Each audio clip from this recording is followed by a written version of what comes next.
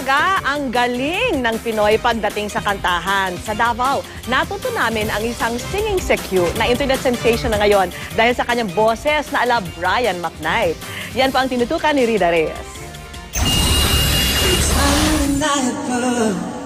Walang duda, may ibubuga sa kantahan si Kuyang Guard. It's unbelievable how I used to say that I will never.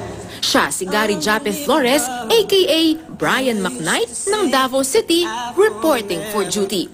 Sa timbre ng kanyang boses na kumukulot-kulot pa, mapapahanga ka. Kaya naman ang videong ito na in-upload niya sa kanyang Facebook account, 3 linggo pa lang, hit na sa dami ng likes. Dili na mo papilong sa mga... Tanghali daw noon ang maisip ni Gary na kumanta habang nagbabantay sa labas ng pinagtatrabahuhan niyang mall. Pangontra antok lang daw. 7 taong gulang pa lang daw si Gary, sumasali na siya sa mga barangay singing contest. At dahil parati raw kampyon, hindi na siya pinayagang sumali sa kanilang barangay. Kaya naman, sa ibang barangay na siya dumayo.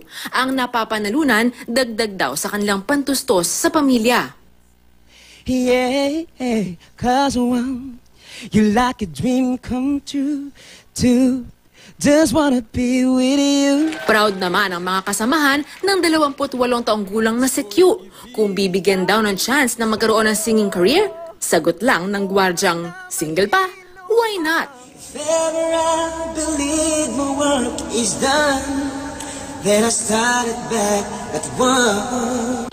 Mula naman sa Rosales, Pangasinan, presenting Teacher Michelle Victorio.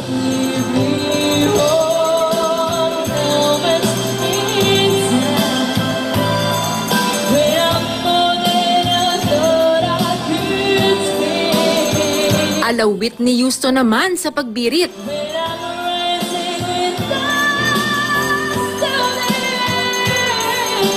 Tulad ng random girl na si Zendy Rose Tenerefe, nasa mo lang noon si Teacher Michelle nang ma-videohan habang siya'y kumakanta sa videoke.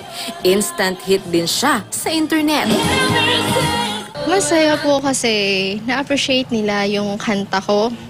Tapos, yung unti-unti po kung parang nakikilala, ganun po. Kasi proud ako kasi yung ibang Pinoy sa abroad, nagme-message po sa akin.